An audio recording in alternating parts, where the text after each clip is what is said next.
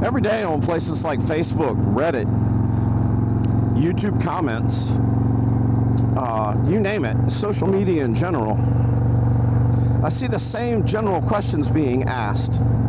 What's the best cam? What's the best exhaust? What's the best seat? What's the best windshield? What's the best handlebars? These aren't the wrong questions, but in my opinion, they're all being asked in the wrong order.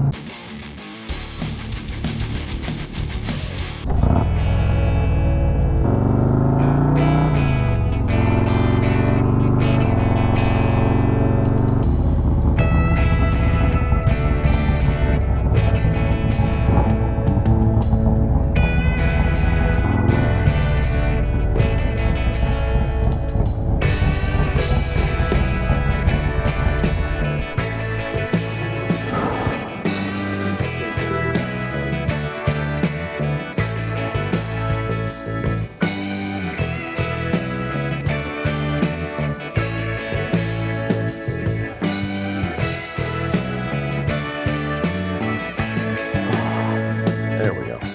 Before you spend thousands of dollars upgrading your motorcycle, I think there's one question that every rider needs to answer first. I'm going to tell you how I answered that question using my own 24 Road Glide as an example. I'm going to also tell you whether or not I would shift the order around in which I did those upgrades. What's up? I'm Jim. Welcome back to J Street Moto. Welcome to the channel if it's your first time. In my opinion, I think the first question every rider needs to ask, what do I need this bike to do? And in order to answer that question, you have to answer some other questions on top of it. For instance, how do I ride? I have to take that into consideration. How do I use the bike? Am I that person that just goes maybe 100 miles on a weekend is a long weekend for me and I really never ride the bike any other time? Or am I that individual that likes to take a lot of long distance trips? All of those answers factor into what do I need the bike to do? And then once I've answered that question, I can then start answering or even asking the right questions around what do I upgrade first? What part should I use specifically? What thing is going to achieve what I'm trying to do? In other words, what's going to make the bike do what I need it to do? This is how I approach every motorcycle I've ever had. It's how I approach it. When I picked up this 24 Road Glide, I didn't even consider putting anything on the bike for the first 6 months that I owned it. I transferred my highway pegs from my bike that I traded in because I'm used to those pegs. Then I waited and I rode this bike for probably 6 months before I did anything to it. And every time I got on the bike, my brain was thinking. It was thinking things like, will this bike be comfortable in a 600 or 700 mile day?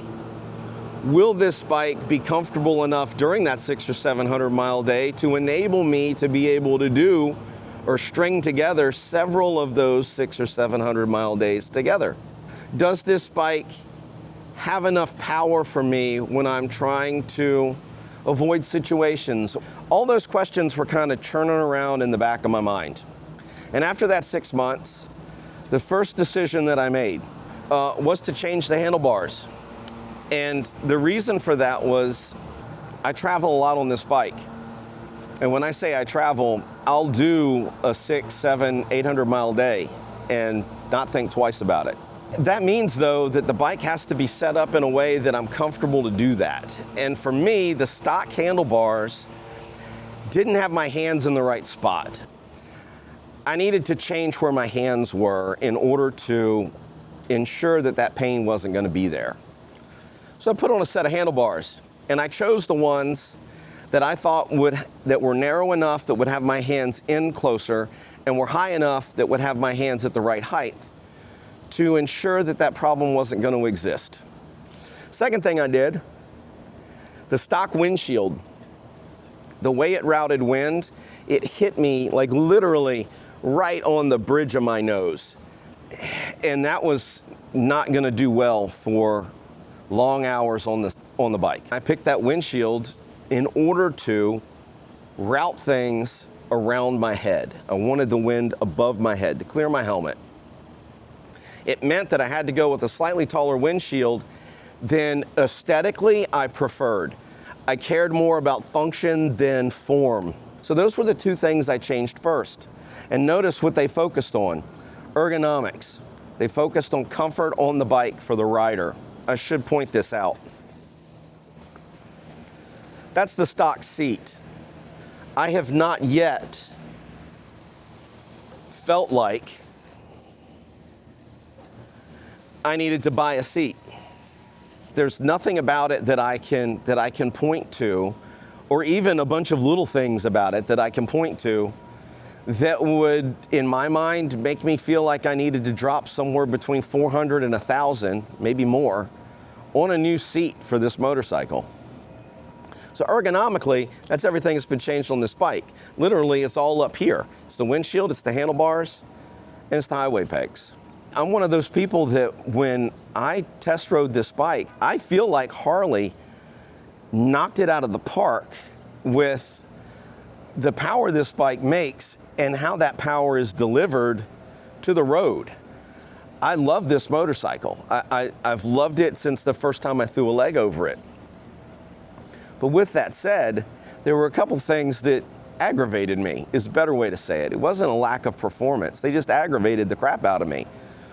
One was the bike comes with a limiter or a governor from the factory. It limits your top speed. The rev limiter's set a little low for my liking. But the big problem for me was they limited the top speed. And the only way to really undo that is to put an aftermarket tuner on this motorcycle. And I felt like if I'm gonna invest the money to put an aftermarket tuner, the kind of tuner I went with had to be tuned by a professional. If I was gonna go through the expense of buying the tuner, paying the software license, and paying for someone to tune the bike, I didn't want to pay them to tune a stock motor. That led me down the path of, well, what would I change on the motor if I'm going to make those changes?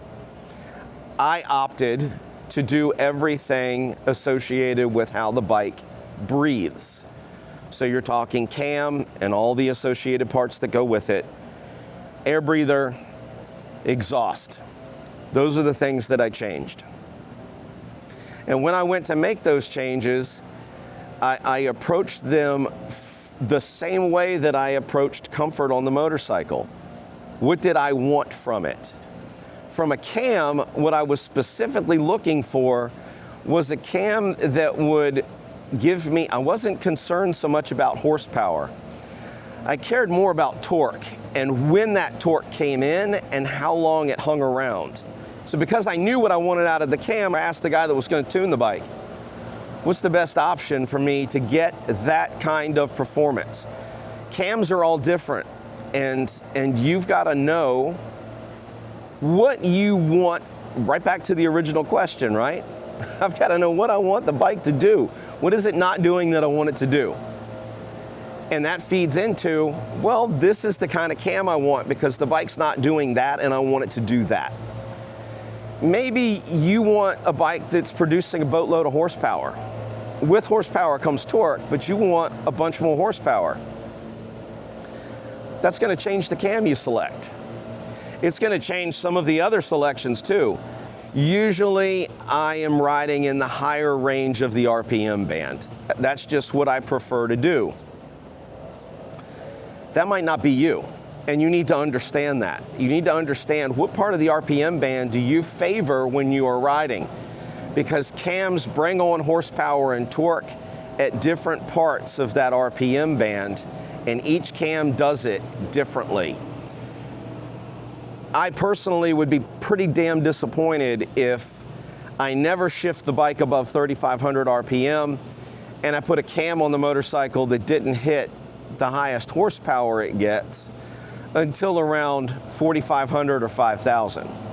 Doesn't hit the highest torque that it gets until around 36, 37, 3,800. If I'm shifting around 3,500 and that's how I ride, I'd be pretty disappointed in that cam.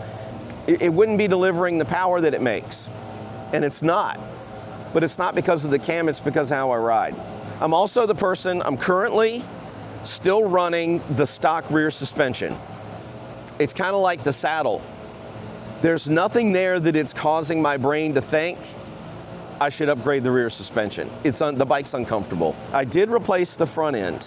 I had a company reach out to me that's new to the market and they wanted me to test their inverted front forks. I agreed to do that and I put them on the bike. But before I did that, I felt like the stock suspension, the upgrades Harley had done between 23 and older and 24 and newer, were fine. They improved the bike's handling and they improved the comfort well above what my 18 Road King was with stock suspension. Let's talk about the front for a minute though, because that's something that I made a whole video on it about how damn wrong I was about front suspension, because I was that person that always viewed motorcycle suspension and upgrading it as almost borderline a waste of money. I was so wrong. Putting on front suspension that allows you to tune that suspension or dial it in to the way you ride, meaning stiffen it up or soften it based on the riding conditions you're going to, based on how aggressive you ride, I was very wrong. That stuff changes the game. So much so, I mentioned earlier, I would tell y'all if I would change the order in which I did any of this stuff. After putting those on, I 100% would, to the point where I probably would still do the handlebars and windshield first, but the very next upgrade I would do is the front suspension. But notice, during this entire conversation, I've never once said, these are the best handlebars, that's the best windshield, that's the best cam, that's the best exhaust, that's the best air cleaner, that's the best set of front forks. I haven't said that. They're not the best. At least potentially they're not the best for you.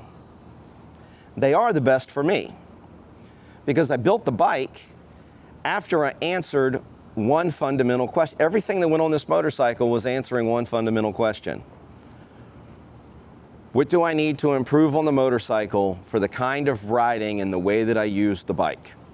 Before you start throwing a bunch of parts at your motorcycle and then possibly being disappointed, maybe you should answer the question first. What do I need the bike to do for how I intend to use it? Because answering that question, in my opinion, is fundamental to being able to answer all the rest.